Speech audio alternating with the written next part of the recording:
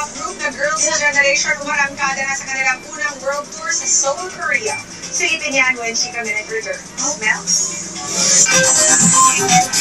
Chika Minute!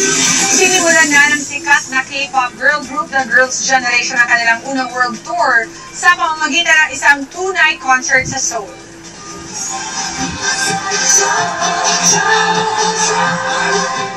Ayon sa kanilang management, iikot sa iba't ibang bahagi ng Asia, South America at maging sa US ang 9-member K-pop sensation. Hindi pa inaanunsyo kung kabilang ang Pilipinas sa tour ng Girls' Generation.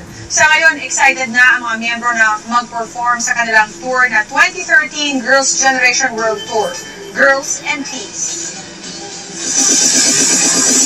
Excited! Singing girls and boys make a message.